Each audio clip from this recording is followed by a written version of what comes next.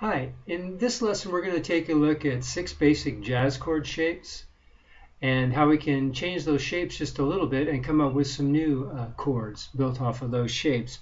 I have a lesson on YouTube that gives those 6 basic shapes, 3 of them with 6-string roots, 3 of them with 5th-string roots. If you're not familiar with these shapes, you might want to check that out or find a resource on the web where you can find those basic shapes.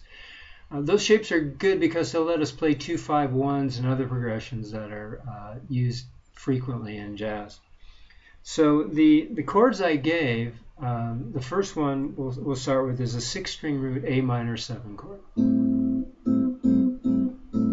It's right there. This is an A minor 7. It's a movable shape. I can move it down 2 frets and have a G minor 7. Come up here, have the C sharp minor 7, C minor 7, B minor 7. So it's going to be useful to know the names of the 6-string, all the notes on the 6th string at the different frets, and the 5th string. So if we take that basic shape, we can easily make that into a A minor 6th chord by just changing one note. And the note we're going to change is this 5th fret of the 4th string. We're going to move it back 1 fret.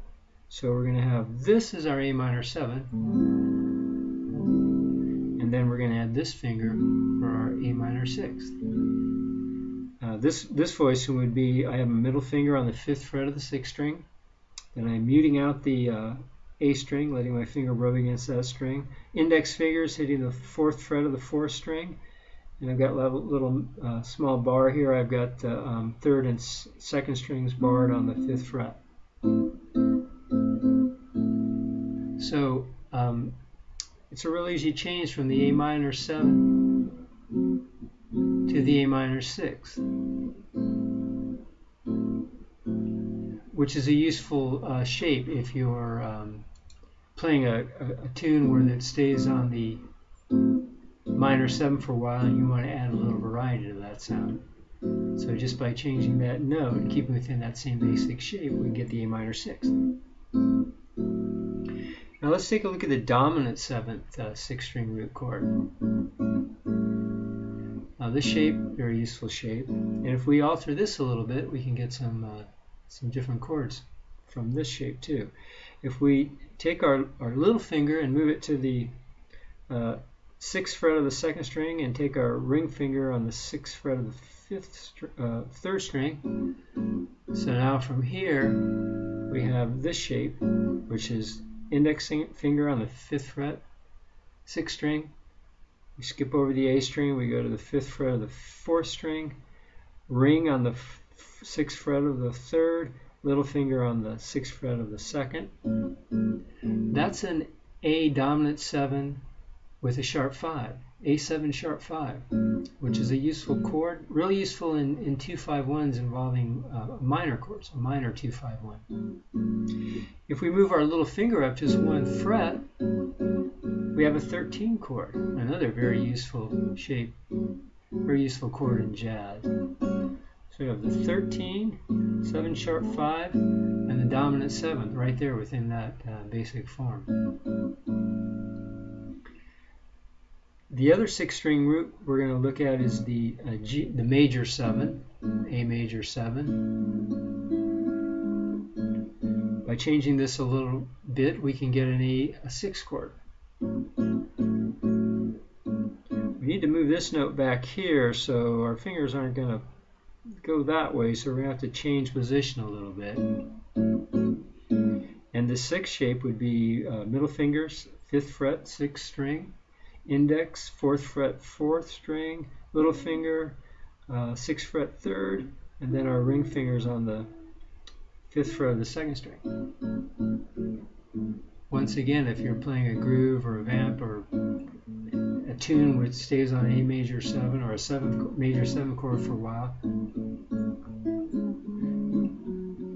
going to the 6th will give you some little contrasting sounds.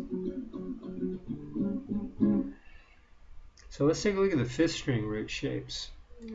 Let's start with one that most people know right off the bat, like a C dominant 7, a C7 chord. first position, we just take our C and put our little finger down right there. We can move that all around. If we move it up here, so that my index finger is on the 5th fret, this is an E7. The root is right here, the E. Once again, we can move this all over the place. But with this chord, some things we can do. One easy thing and very useful to do is simply take the ring finger and move it to this note, the 7th fret of the 6th string. And that's simply taking the E7 and going to this B note, which gives us the E7 with the 5th and the bass. A nice thing to do when you're trying to vary your sound a little bit. This little triangle shape we have right here, if we take that shape, that triangle, kind of flip it and put our little finger down here, we have a 9th chord, which you might already be familiar with. Middle finger on the 7th fret of the 5th string, index 6th fret 4th, ring 7th fret 3rd, and the little finger on the 7th fret of the 2nd string. There's a 9th chord. Another type of dominant chord. If we move our little finger up just one fret, we've got a 7, dominant 7 sharp 9, an altered chord, the Jimi Hendrix chord.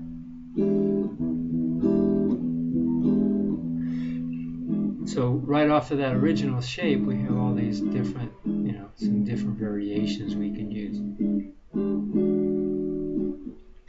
Now the major 7 on this 5th string root, we'll play a D major 7. We can, by barring this, so we have our 5th fret of the 5th string, and then we have a bar going down the 4th, 3rd, 2nd, and 1st string. We have a 6th chord.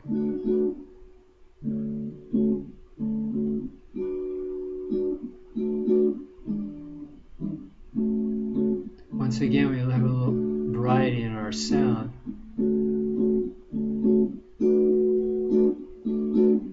But without having to really too dramatically change the shape we're working with. Now the minor 7 shape on the 5th string with the 5th string root, it's the exact same shape as we use for our dominant 7 with the 6th string root. We just move everything down a string. Some things we can do with this is simply, if we take our index and our middle finger and kind of flip them around, we get a D minor 6.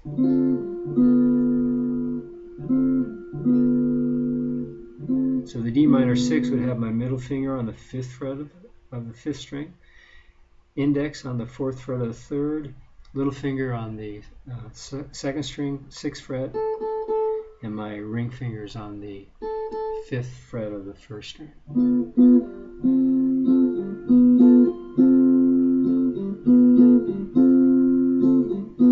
Now, what else we can do with this shape, we're going to have to kind of switch it around a little bit, but if we maintain these 3 notes, we're going to have to change the fingers we're using,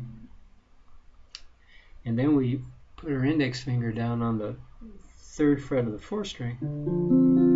We have an alternate D minor 7 shape.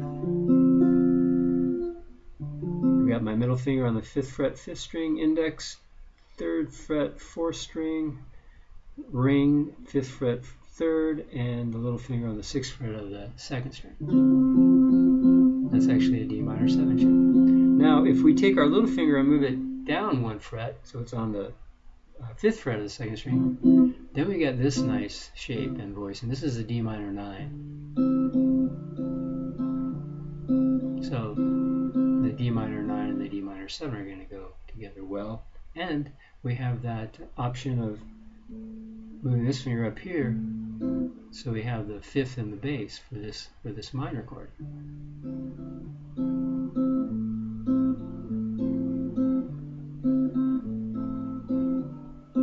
So that gives you a little variety in your sound too.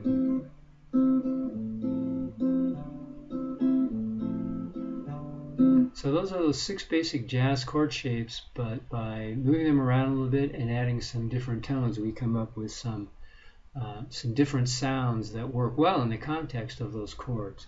So I hope this was a helpful lesson. Thanks very much.